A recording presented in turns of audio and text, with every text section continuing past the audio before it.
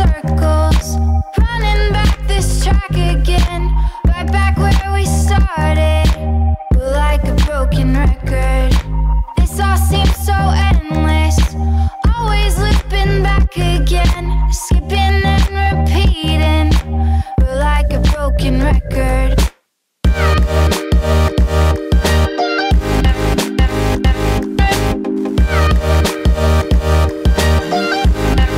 What is up guys, Ghost here, and today I'm going to be talking about being a gunner in the attack chopper in Battlefield Hardline and what you should really be doing to help out the pilot. So as I'm sure you guys already know by now, really the attack chopper is the new big daddy in Hardline. I would consider the attack jet to be the big daddy in Battlefield 4, and I suppose that's why I like it. Maybe it's just somewhat of a power trip. So for Hardline I was instantly attracted to being in the attack helicopter, which is essentially what the scout helicopter used to be, only now you have a gunner. So that's really the biggest difference. There are no passenger seats, there's not going to be anybody repairing you while you're in there, but you do have a gunner, and as the gunner you get access to an amazingly powerful chain gun. So in this little guide here, I'm just going to be going over some do's and don'ts, some loadouts as the gunner, and how you can just really get on a nice long kill streak. Now first of all, if you're going to spawn on the attack helicopter as a gunner, then make sure that you're playing the mechanic class and make sure that you have the repair torch. It only costs around $5,000 or so to unlock it, so that's not a problem for anyone, and you are going to need to land to repair a lot. Remember, there is no seat for a repairman in this game, so if you take damage, and that's from small arms fire, literally anything in the battlefield is going to be damaging you, you're going to need to land and you're going to need to repair. Secondly, in the footage in the background here, you're going to notice me opening my full screen map quite often. That's really so I can check out if the enemy helicopters are spawning. You can also probably hear my pilot here in the background talking to me, and this isn't anybody I know, it's just somebody I met in a game and I'm talking to him over VoIP. So if you hold down left alt, you can talk to people in game with the VoIP option, and sometimes it goes a long way, that communication. So really what I'm doing is trying to spot out when the enemy attack helicopter and the transport helicopter spawn in and let him know about that so that we can head over and engage them ASAP before they get the drop on us. And speaking of that, as a gunner, please make sure you understand where your pilot is going. Don't just be staring down at the floor looking for a target to shoot.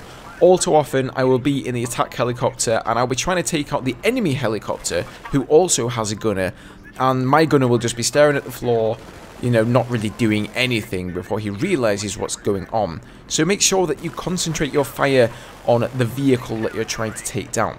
And speaking of vehicles, the number one vehicle that you want to watch out for is of course the enemy attack helicopter. After that you want to go for the transport, followed by the Bearcat, which is the armoured car, and then finally the SUV. After that, of course, you have to watch out for the Stingers. Now, Stingers in this game are incredibly dangerous, and that is another reason that you need to run the mechanic class and you need to have a repair torch.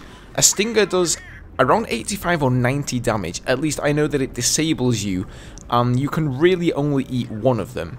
Now, the issue is that if you've already taken some small arms fire and you've dropped to around 80% health and then you get hit by a Stinger, then you're going to be pretty screwed. So that's the reason you have to keep on landing and keep repairing, as you'll see we keep on doing in the background here. Even though we've only taken maybe 20 or 30% damage in armor, we're going to land and we're going to repair so that if we get hit by a Stinger, we can flare or ECM the first one, and even if the second one hits us, we're still going to have health enough left to get out of dodge and repair the chopper.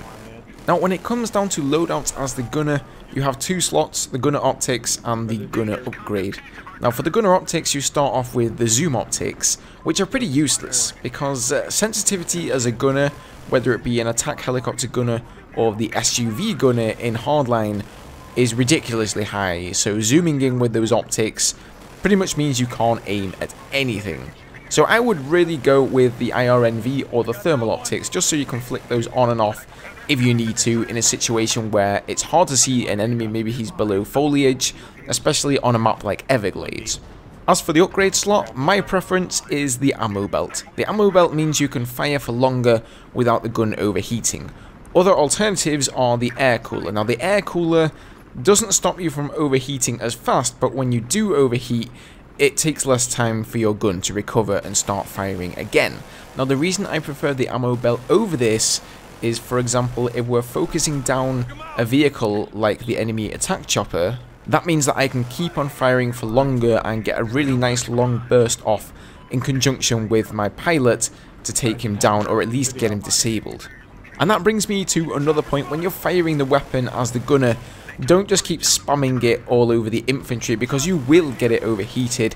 It's much better to fire it in bursts whenever you need to. Now there is also a third upgrade, the gunner proximity scan. This one seems pretty useless. It will basically detect infantry around the scout helicopter close to the ground. Pretty much useless in my opinion, because you can always spot people up, and you know, all of your teammates are going to be spotting up the enemies anyway.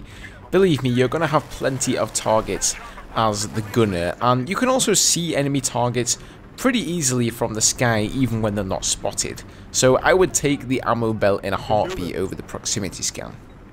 So that's about all I have to say about gunning in the attack chopper for now. I think the footage in the background speaks for itself. You can go on some insane kill streaks as the gunner, and you know, it may not seem like much at first sight, but that gun is really powerful and you definitely shouldn't underestimate it. Now I am going to be making another guide for actually piloting the scout helicopters, and I'm going to be comparing the three primary weapons because they're all new. We haven't really seen them in any Battlefield game before. Gone are the days of the minigun and the 25mm. Now we have the HMG, the minigun, and the M3M to pick between, and I've unlocked them all. I've been playing around with them, so I'm going to be making a guide on that. I decided to split them up because this one ended up being quite long, so I thought it would just be a little bit easier for you guys to digest.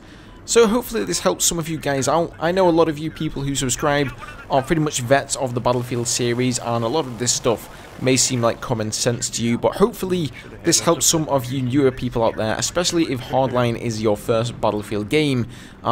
You're perhaps not used to gunning for people who are piloting vehicles and that sort of thing. So thank you very much for watching, guys. Leave a like down below, of course, if you enjoyed.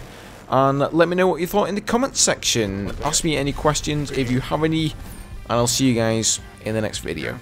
Cheers.